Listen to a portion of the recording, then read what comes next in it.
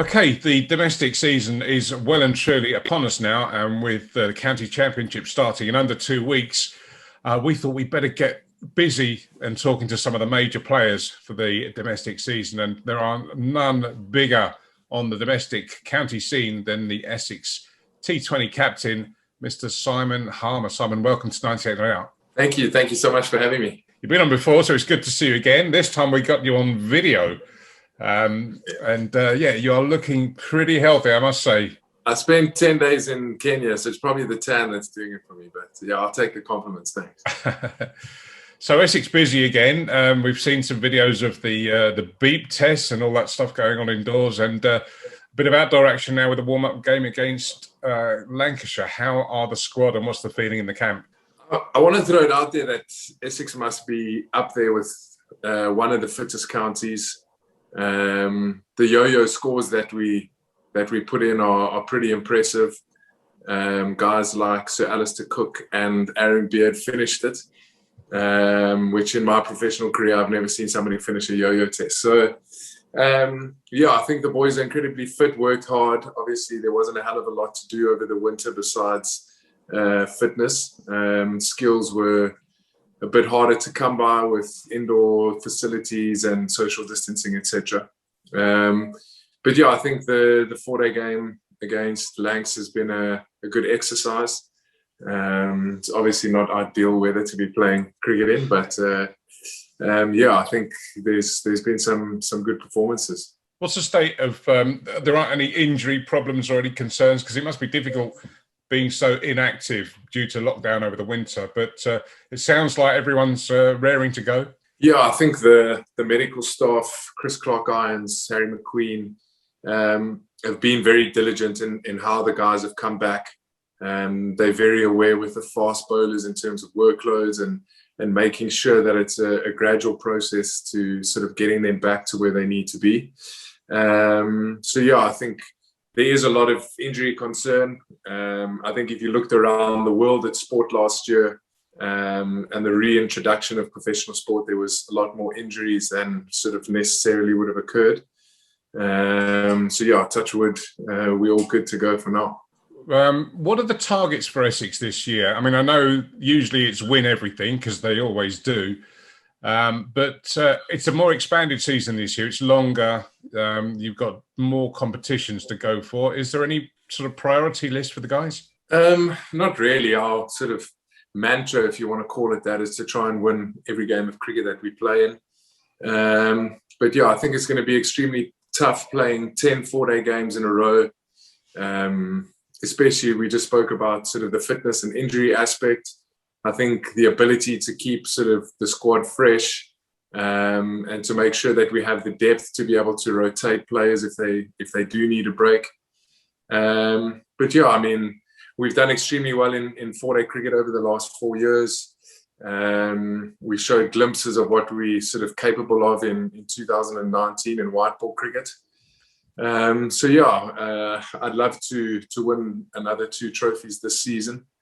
I definitely want to try and get the team to finals day. That's one of my goals. And yeah, I think if we can sort of maintain the fitness of the squad, there's no reason why we can't be pushing to sort of win the county championship and the Bob Willis Trophy. And you mentioned about the depth of the squad and the Lancashire game at the moment. There's a lot of youngsters coming through, aren't there? I mean, some of those that Darren and I know very well from Billericay and Brentwood. So the future looks really bright. Yeah, I think with how well we've done over the last few years, opportunities have been few and far between for some of the younger players, which I think has been quite a challenge for the club. But I mean, if you look around at the structures involved at Essex and the amount of players that have come through the system, I think it's only myself and Tendo that sort of haven't come through from the youth structures sort of up.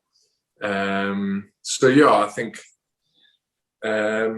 it's going to be tough for the youngsters to break in, but it's good to know that we've got a good stable of guys coming through.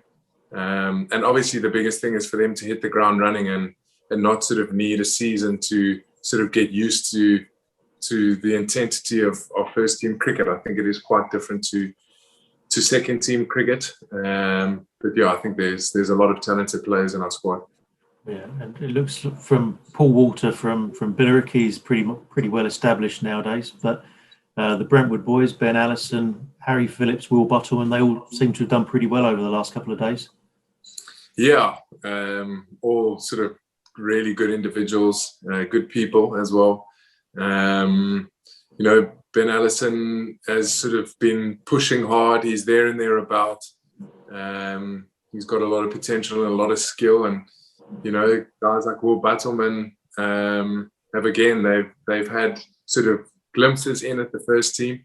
But I think Adam Wheat has got that spot tied down for now. So it sort of puts more emphasis on their batting. A guy like Michael Pepper as well. They're probably going to have to break into the team as batters. Over the next sort of 2 or 3 years, if you look at the makeup of our team and squad at the moment, there's probably going to be a few guys retiring and moving on. So there are going to be opportunities, and they need to make sure that they're ready. Will Busselman probably does a better dinosaur impression than the other keepers. He does. He's got a lot of hidden talents and a lot of party tricks. Yeah, he's a good singer as well, especially in his hot tub at about 2 o'clock in the morning. But yeah, no, he's a really good guy. We spent quite a bit of time there in the summer last year. They've got a tennis court at home, so we played a bit of tennis and spent some time with him. So yeah, he's a good kid. It's an amazing story, the academy at Essex. It's a long running tradition, as you said. You know, the current squad, so many have come through that, but it's nothing new. You know, you go back 30, 40 years, and you can see if you go in when you look in the indoor school and you look on the academy board, it's amazing the names of youngsters that were on there, including Sir Alistair Cook, who came through the system. But there has been a change in Essex over the last 5 years, where all of a sudden we seem to turn around with the arrival of Chris Silverwood as coach. And I think Ronny Irani's more active involvement from the committee side. But the brand of cricket that Essex played all of a sudden seemed to change. And it was more aggressive, more positive. Why did that, or how did that come about? I obviously didn't follow Essex before I got to Essex. But in terms of sort of what I've seen since I've been there, the talk at that 27 media day, I'll never ever forget. All the reporters wanted to know is if Essex could do enough to stay up in Division 1. And we had just got back from sort of pre-season and spent some time with the guys and seen what we had. And I couldn't believe that the narrative wasn't, well, you know, we're pushing for a top 3 spot, or at least looking to put pressure on Middlesex or some of the other sort of formidable counties. So I think there was a massive mindset shift.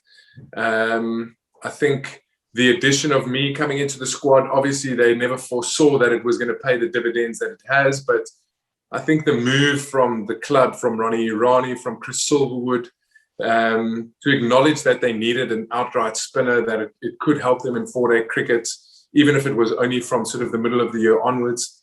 I think that added a lot of sort of balance to the team.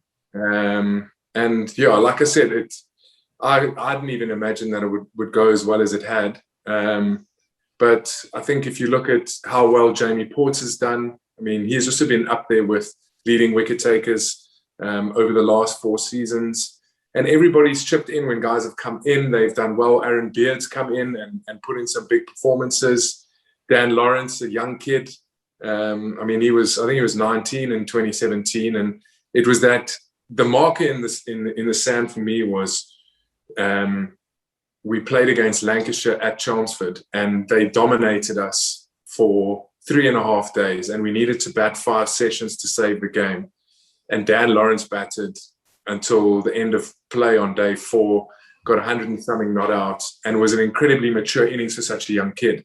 And I think that was when the belief started that, well, if we can draw games like that we normally lose against teams like Lancashire, then there's absolutely no reason why we can't go toe to toe. And then I think the big thing was us beating Middlesex at home in that day-night game. With them being the current champions, we all felt and knew that if we beat them, we'd have a serious chance.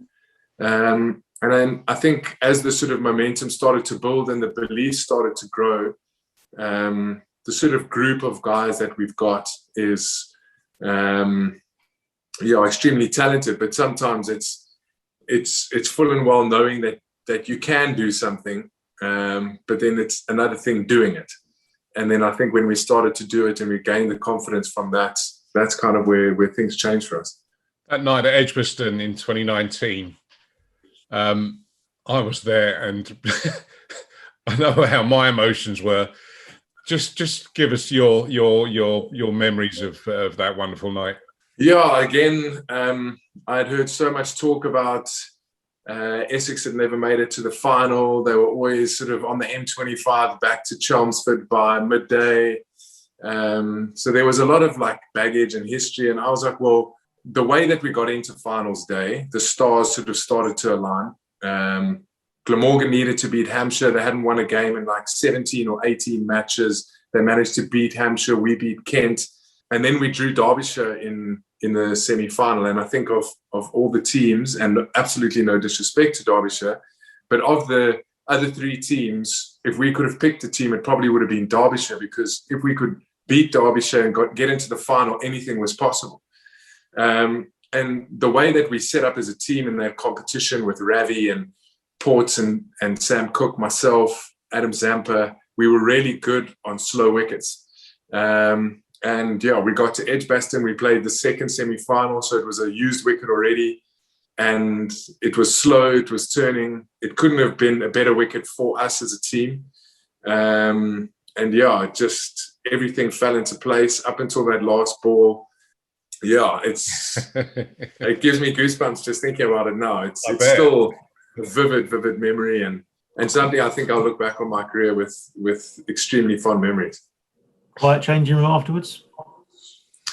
Yeah, so we got all the family and friends in. Obviously, there was unlimited beers, and yeah, I guess the family and friends got a bit of an insight into the dressing room, and we were singing and had a little fines meeting, and yeah, I just sunk a few beers before getting on the bus. We obviously knew that we had Taunton in a couple of days, so we couldn't get blind.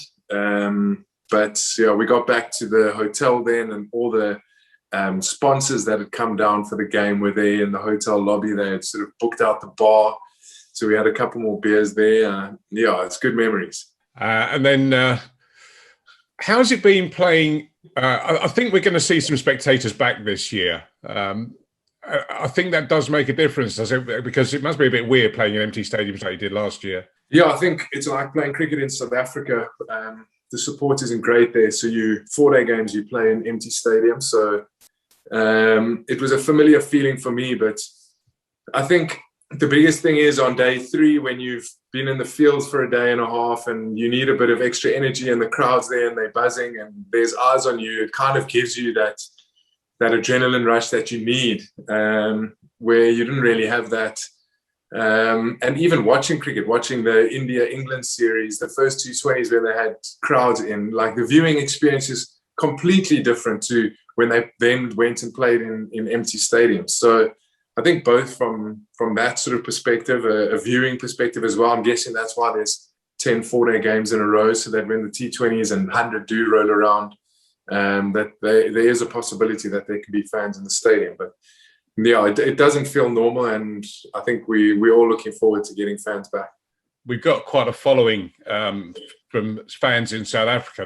There's a whole group of them in Cape Town that follow the show and message me with all kinds of polite and sometimes not polite messages, but they love to show, particularly when England were down there this time last year. Watching cricket in South Africa is a different experience. They had the braai going, they had the beer cans and shorts and flip-flops, and just amazing. And it is good how the spectator experience varies around the world. You mentioned India just a minute ago, but I mean, yeah, you guys down in South Africa know how to watch cricket as well, don't you? Well, I think especially when England's there, the Barmy Army is a big factor in that. I'll never forget a test series there. It wasn't the last test series, it was the series before that at Newlands. Obviously, South African breweries who produce Castle and all of those beers had allocated a certain amount of beer for the 5 days for the test match. And in the first day, the Barmy Army, although it wasn't just them, finished the entire allotment of beer that they had set aside for the test match on day one. Don't underestimate the Barmy Army. Exactly. You can understand the atmosphere and yeah, it is a very festive and social event. Well, we're looking forward to Chelmsford. We talk about cricket atmospheres, and Chelmsford on a Friday night on the T20 is up there with probably the best in the country for that tournament. People we've had on the show before always talk about coming to Chelmsford and how, on the one hand, it's intimidating because it's very noisy. The fans are very close to the pitch, but also it's a great place to play T20. So I suppose all of us, you included, can't wait for those Friday nights to come back. Yeah, I think it's a great place to play T20 cricket if you're a batter, because it's a very small ground. It's more like a postage stamp than a cricket ground. But yeah, the crowd gets extremely rowdy, and without fail, it doesn't matter if you are opposition team or the home team. If you're doing the evening session, so the second innings, you're going to get abused. It's just part and parcel of being at Chelmsford. You have to engage with the crowd, otherwise they are just going to abuse you. But if you get them to laugh or whatever, then yeah, it's a lot of fun. They are very engaging, so I can't wait for Friday nights back at the Fortress. Ronny Hogg famously knows about engaging with the crowd, doesn't he? His warm-ups in the outfield a few years ago. Yeah, Ronnie's a good character. He's always around there. Difficult to get a word in when he's around, but yeah, he's a lovely bloke. Yeah, I mean, you're lucky that you're surrounded by legends. I mean, Ronnie, but then there's Graham Gooch, Keith Fletcher. There's a lot of real. I mean, both of those are England captains, let alone Essex captains. So the infrastructure and support network around, I guess even in the dressing room, like you say, there's yourself, there's Sir Alistair Cook, there's Tendo. There's real quality in the sort of the structure. Yeah, I think for guys like Graham Gooch and Keith Fletcher to sort of still be around, to still be having an influence on the club, it's their passion. It still is. Years and years after their playing careers finished. I don't think that anybody in England has watched more cricket than Keith Fletcher. He's always down at Twos games, club games, watching talent come through. So I think he's been an integral part of the sort of pipeline at Essex. And Gucci's done an incredible job with his trust, raising money for the club, allowing youngsters to sort of go and play in Australia or South Africa during the winters. He does a lot for the club, and I think it just shows the sort of magnitude and stature that those two people are. They're incredible people, and they plow their hearts and soul into the club, and it goes a long way. And then, just in terms of the change of environment, there's so many sort of wise heads around and guys that have been around for a long time. Even a guy like Varun Chopra, who's he's been around the block. He's always a steady head and somebody to bounce ideas off. And then you've got the greatest English Test batsman of all time. So I was speaking about it the other day, the ability to sort of stand at slip after bowling an over and speak to Adam Wheater or Wheats and Chef about my over, about my pace, about what the batsman's looking to do, and the feedback that you get from that, from the keeper who's basically standing in the batter's shoes, and Alistair Cook who's standing at slip. I mean, it's invaluable and helped me so much, especially when you start getting a little bit hot under the collar, if something's not going your way, for guys to just give you a couple of ideas or to calm you down. It helps a lot. Must be an amazing thing. And I've always noticed with Chef that he always... There was always a difference between when he was playing, particularly when he retired from England and was playing at Essex. He just seemed a bit more relaxed, a bit more like he was with his proper mates. He's enjoying himself. I mean, obviously, if you're captaining England, there's a lot of weight on your shoulders, but definitely he seemed a bit more at home, almost literally, if you like, and it does seem to rub off on the rest of you guys. Yeah, I think obviously the press can be quite brutal in the UK, and I think when he was captain, there were so many controversies and issues, and everything gets blown out of proportion, and he's in the middle of that storm. And if you know him, he's like the complete opposite. He just wants to play cricket, he wants to farm and have a beer. Like that chef, he loves his family time, he loves his farm, and he loves his cricket. But yeah, I think then once that had been lifted off his shoulders, and I think he always felt, even when he was still playing for England, coming back into the Essex dressing room, it was sort of where his mates were. It was a lot more of a relaxed environment and not as high pressure, and he could just enjoy his cricket. And I think it's been the same for him since he's sort of retired from international cricket and had the option to just go back and farm, but decided to give 3 years back to Essex, which I think in itself is an incredible sort of thing to do. And yeah, I think he's really enjoyed his cricket. It's given him something to do as well. I think he would have gone mad on the farm. But yeah, it's been really good having him around, and especially with the development of the youngsters, guys coming through. And yeah, he's becoming a better beer drinker as well, which I'm sure is one of his things that he'll take out of his time at Essex. It's all about practice. Yeah. You got to enjoy yourself. You train hard, but let me tell you, the boys do know how to enjoy themselves. I think that's enough of your time that we've taken up, Simon. Many thanks from Webby and I for having a chat, and it's great. Always great to catch up with you. No dramas, anytime.